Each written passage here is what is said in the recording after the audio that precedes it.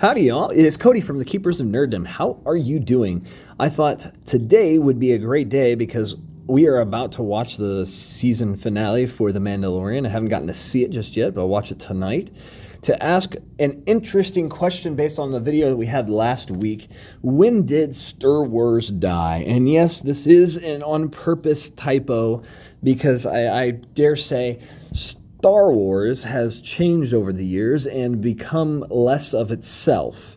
But it really is this interesting question, when did it die? And actually talking with some good friends of mine, I realized maybe this isn't necessarily the best question. I kept it on here because this was my initial thought. But I'd say, is Star Wars actually dead? I think you can make a case for some spots, yes.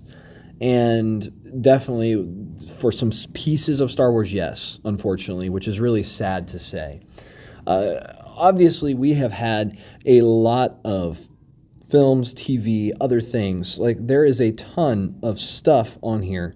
And this is obviously a just breakdown of all sorts of things that have been throughout the years, and some are even coming out. And some of these, if you'll notice on here, are things that have not happened yet. And question really, will they? I dare say that Star Wars is in a rough place. It's not in a place that it actually should be. And I think one of the interesting things is that Star Wars hasn't, and even Stur Wurs, hasn't necessarily just died so much as it's kind of like a death by 1,000 cuts, that it's bleeding on the floor and it's barely hanging on. But there are moments where it's died for a lot of people, that it's not where it needs to be. And I think that's a fair assessment from a lot of people to go, yeah, this is not where it should be. And what I'm going to do is work our way back through the mainline stuff and some of the extra things as well that I've had a chance to see, and just give you some thoughts on how did this kill Star Wars or put another cut into the IP, right? So let's go through here. This is just a breakdown of, in order, the things, not necessarily to watch in order of actual like timeline, but in release dates to some extent, right? So you just need to keep that in mind. We're going to go through it more so like this. There'll be usually two images that we'll talk about simultaneously, or at least have them on the screen together, just to give an idea together, right? Okay. So just keep that in mind, and we'll work our way from the present backwards and just talk about some of the issues that each one of these things has created. And maybe is this the quote unquote thing that killed Star Wars? And, or did it just have lots and lots of cuts that it created? So let's get into this. This is from radiotimes.com. They had this all set up, which I'm really glad they did because it really helps, right? So first off, we've got ObiWan Kenobi and the Andor series. And so these are some of the more recent Star Wars stuff. Ahsoka is coming up very soon and some other things, but I will wait till we actually have those out to give any thoughts, right? Because we had an Ahsoka trailer, but that doesn't necessarily mean anything, because those could just be the best parts of the show, or it could be the worst parts of the show. You see what I mean? Like, that doesn't help anything. So Star Wars Andor, I'm actually watching through that right now, and so far what I've seen, it is slow, but it is actually like story driven, and so far it's been really interesting. And so I would actually say the only way that this has been a cut towards Star Wars dying is just that it's about, unfortunately, a character that nobody really cares about, because we already have a conclusion in part, which is sad. But it is a really good story so far that I've seen. And Cassian Andor is fascinating in this series, but it's just hard whenever we already know a conclusion, which is funny because the prequels we already knew a conclusion, but yet they were still interesting. And so, I don't know. It just gives an interesting perspective there. But another show that we already know the conclusion, right, past this, is ObiWan Kenobi. But I would dare say that this cut Star Wars really badly, and if not, left it on life support in some ways. The ObiWan Kenobi show, Obi-Wan leaves his main mission of guarding Luke to go save Leia. We have scenes of, a 10-year-old running away from adult people like it's nothing, and there's nothing really in their way until randomly, occasionally there is something, but they can't even catch up with her in just an open space on a dirt path to catch her. It doesn't make any sense. The infamous hiding underneath a trench coat scene just powers manifesting all of a sudden for Obi-Wan. Just so many weird things. And like Darth Vader lets a droid take Obi-Wan away from him, even though he already had just grabbed Obi-Wan and drug him through fire, literally just seconds, if not minutes before. And now he can't grab this droid and at least stop him. There were so many things, if you watch the show, that just cut into storytelling, into the mythos, into, Obi-Wan is just this wreck, which could have been a really important story to tell. And I dare say it could have been really interesting how wrecked and messed up he was over losing Anakin and the betrayal of the Jedi and all these things and dealing with this. But the fact of how far past those moments this is like 10 plus years, that becomes hard, right? Because we're talking about a thing that happened years ago. And obviously, yes, grief takes time to heal, but it seems like he has not addressed anything at all for 10 years and just sat, which I guess technically can happen, but it just felt like they literally just skipped 10 years and just went, oh, no, he didn't deal with any of this at all. And I find that a little frustrating, to say the least. So Kenobi definitely cut Stur Wurs pretty badly. Now, we have two very interesting parts of Star Wars right here, but really one of them is Stur Wurs and the other was Star Wars, and now is Stur Wurs, right? So the Book of Boba Fett, this one is bizarre because it really took a character that we saw finally again in The Mandalorian Season 2, and he was true to form of what we remembered him to be, and they took him and just made him almost a backseat person in his own show, and he was wanting to be kind and good, and you're like, he's supposed to be a bounty hunter that gives no cares about anything else but himself and looking out for his interests. And then it also had the infamous Vespas scene with very slow-mo chase scene, just really cheesy, bad stories, and didn't match up with the character as they were portrayed. But that's the thing with Disney Star Wars.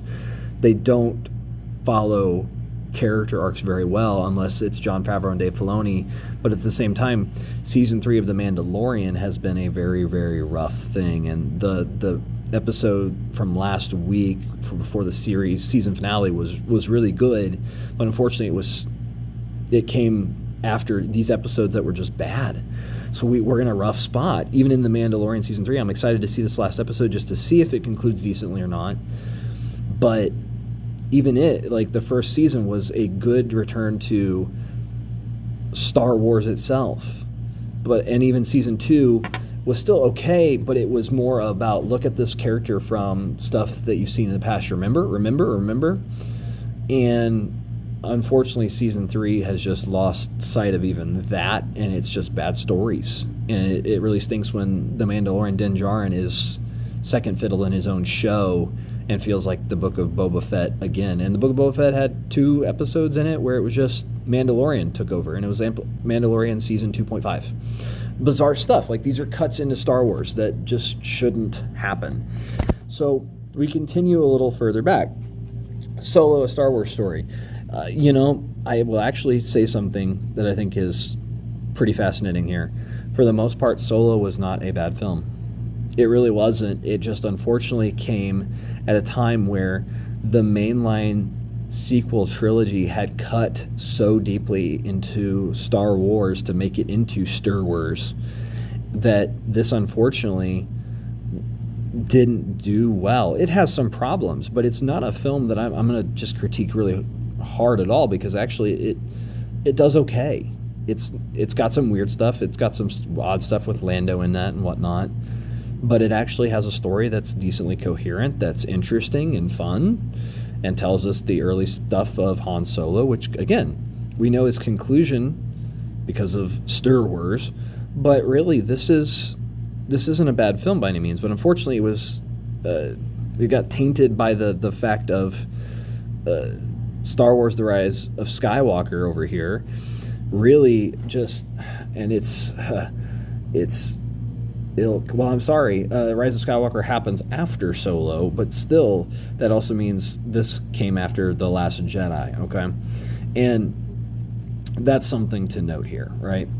That Rise of Skywalker came out after Solo, and the Rise of Skywalker is the biggest mishmash, just run to the next plot point, reintroduce the Emperor, and completely jack up every storyline ever and think that you've solved something when you haven't done anything at all. It's a mess of a movie. It's not good storytelling. I hate that like the Sith dagger thing has a map in it that points to the Death Star, and the Sith dagger was like thousands of years old, and it's like the Death Star isn't, unless it's somehow a prophecy to see the future, which could happen, but I don't know that they even mention it as though it's like a prophetic thing, just that it could point to it, which isn't clear, right? That's not good. And again, Rey is just a bad character, unfortunately, in these films, because she just is good for the sake of being good. And we finally, I think, in this film got training montage by being trained by Leia, by late Carrie Fisher, right? But it was just a mishmash of stuff, because they were trying to fix the things from the previous sequel trilogy movie, right? Like The Last Jedi, and not a thing that I would envy, right? So The Rise of Skywalker just kept, in a way, what it really did was just cut into the wounds that were already there from the previous sequel trilogy film. Okay, so we also then have Star Wars The Last Jedi. Rian Johnson completely botched everything, and I would dare say that this may be one of the films that actually killed Star Wars and turned it into Stur Wurs, right? At the very least, it didn't just stab with a dagger. It was violently impaling everything, because it took Luke, a character we loved, and changed him to a complete opposite character that doesn't match up. You're telling me that he's going to kill a family member in the middle of the night in his sleep, when we've seen him in the movies going up to his dad, who is like quote unquote pure evil, and going, I still sense good in you. I'm going to try to help you and turn you back to the good side. That's the person you're going to say is going to try to off his like sister's kid in the middle of the night? Like, it doesn't make sense. That is stupid. I mean, that is just stupid. This movie was just, again, rehashes of previous films of The Empire Strikes Back in part. Just the Battle of Hoth to some extent. We get the Holdo maneuver, which just changes Star Wars forever, and then the next movie they go, oh, no, that just can't work because it's a 1 in a million shot. And you're like, no, pretty sure that's a pretty easy thing to do. But they literally had to say something like that because it would change Star Wars forever, that you could just do it. But I dare say that actual issue had already happened in the movie before, ironically. And we'll talk about that in a moment. Star Wars Resistance. I actually can't say anything about this because I never watched it, because I didn't care to, because there was no need. It came after The Last Jedi, and The Last Jedi turned me so off of Star Wars at that point that I just said, no, I don't really want to watch a lot of these things. And The Mandalorian brought me back. So what's interesting is, often with Star Wars, it was almost to the point of death with things like this Last Jedi movie. But there were things like The Mandalorian that did bring it back to a point of, beyond just life support and sustainability. And I think that's important to note. So one of actually the best things that ever happened thus far, even beyond The Mandalorian, in the Disney ownership of Star Wars, has been Rogue One. Okay, this truly is a Star Wars film. It has problems, okay? Not all the characters are very well developed, and that's fair. But what I feel like is this is the Empire Strikes Back type of film. It's not as in a carbon copy type film by any means, but it's along those lines, and it actually feels like actual original Star Wars, because they wanted to make it look authentic to the time frame of the original films and use footage that they CGI'd over to use again for this film for some of the X-Wing squadrons and stuff like that, like Blue Squadron, if memory serves. And honestly, it kind of replaced Empire Strikes Back for me as one of my favorite Star Wars movies, because it is just so good and honoring to the lore. And it doesn't even focus in on like the Jedi at all, other than we've got somebody that is blind and goes, no, I'm not a Jedi, but the things he's doing. It's like, okay, interesting, which is fascinating. Like, it gives you an interesting little mystery that they don't explain and may never explain. And I'm okay with that because it gives this interesting air of what was that, and in a good way.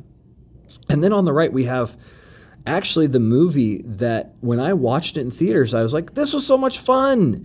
And then when you stop to process it, and a lot of people just didn't, they didn't really realize what they actually had seen. And it was a quote from the film that finally hit me later on. And it was, somebody went, oh, it's just like the Death Star, when they were seeing the big new Death Star weapon that's not the Death Star, right? I can't remember the name of it because I don't care. Somebody in the room, they hit a button and it pans out and they're like, no, it's bigger. And it's like what they literally just did inside of their own film was actually point to the fact that this is Star Wars A New Hope, just updated, characters maybe swapped in their genders, and that's it. And the wise old sage still dies. They still have a Death Star type weapon. They still stop it and save the day. Like, the beats in this movie are very crazily similar, but they do it worse, right? The graphics look great, but unfortunately it makes it not look like Star Wars at times too. And the fact that this is the film where Han Solo dies and they don't get to have an interaction with Luke and Leia together, all three of them, it's silly and it's bad. And they were using him as the Obi-Wan character, and he's like a bum again. And it's just this weird spot with the film. And then Rey is just good at everything. And she is this throughout all of these films, that she's just amazing. And when people go, well, she's just like Luke. Well, you think about it in A New Hope, and actually my brother made a good point about this. What does Luke actually do in A New Hope that's impressive? The answer is he shoots at a few TIE fighters in the Millennium Falcon, and then he uses the Force to make a shot that it seems like the torpedoes either guide themselves in, or he is the one that guides them in with the Force. And that's the biggest thing that he does, that he may, at the very least, uses the Force to launch the torpedoes at the right time, and at the most, launches them at the right time and then helps them to curve into the hole to hit the reactor for the Death Star, okay? That's his big moment of fame. And what did he do? Very little. And in fact, he was about to be shot down until the Millennium Falcon saves him, with Han Solo and Chewbacca. So it's not the same thing. Rey is good at piloting Millennium Falcon, even though she's lived on a desert planet. She's just good at fighting somehow-ish with certain things, and just all of a sudden gets good at these things, and it gets worse and worse with the fighting stuff as it goes. Right away she does get captured and stuff, because they at least just went, she doesn't know how to use certain things, so I think she just had a pistol. She doesn't even have a lightsaber yet, so that's fair. And then she can... And so this is an interesting side note to the details here of this film, right? This is a problem. And man, what a weird problem this is. It's just a carbon copy. So let's go further back, though. Is there anything else that you could point to? So really quickly, I'm just going to say Rebels and Clone Wars. Clone Wars does a great job of addressing who Anakin really was. Rebels is more for kids, but then gets more serious as it goes, and it's a great show. These actually just help Star Wars overall, and Dave Filoni did a great job really directing these towards new characters, new stories, and giving us things that help flesh it out and not just have to be always the focal point of the main people. Clone Wars is, obviously, but he also introduces Ahsoka, whereas Rebels introduces this whole new group, which is fantastic, and then we get some previous characters as well. We continue on, right? Episode 3 and Episode 2 of the Prequel Trilogy. CGI is used heavily. Story is awkward in Episode 2 especially. Episode 3, we're watching the fall of things. There's mistakes in here, but it's epic. It hits right overall. Could it be improved? Sure, but I think overall it's a pretty good film. And watching Anakin's Fall to the Dark Side, Episode 2 is clunky in the romance side of things, because it's bizarre and it's weird. And the CGI obviously doesn't hold up to today, but it's actually telling you a story of, the forbidden love because the Jedi say no and stuff like that, and dealing with those consequences. But also, really, when you get down to it and you watch that movie, Anakin is very creepy in that whole film, and it's bizarre. It is a cut towards the story that just doesn't feel right, that George Lucas just struggled with there. But again, it's nothing compared to the sequel trilogy as far as a cut. Now, we continue on. Episode 1. I saw this in theaters. I was excited. It changed my life forever. But no, what's funny was, as a kid, I saw this and I had an absolute blast. I didn't think of Jar Jar as super crazy obnoxious. I just laughed because I was younger. And, you know, as you grow up, you realize, man, Jar Jar is just a cheesy part of this. It shouldn't have been in there. But also, when you pay attention, like, I really wish George Lucas would have actually pursued the idea that Jar Jar was actually a Sith Lord and was doing so many things behind the scenes. It would have been cool to see. But really, episode 1 didn't hit with everybody right, because it's a bigger, grander story as far as just politics than anything. And I don't say grander story as in like a simple story for younger audiences. It's one of those stories that hits on some weird, you know, politics things. But when you appreciate that, I think it's fascinating. And actually, the special effects, other than like CGI Jar Jar and things like that, where the droids and stuff are just actual real props, it works very, very, very well. This is fantastic stuff. This is good.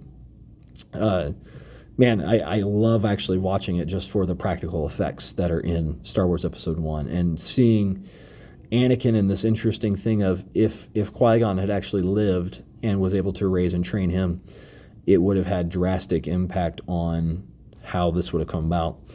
I would say the next parts, though, are actually things that George Lucas cut Star Wars pretty hard.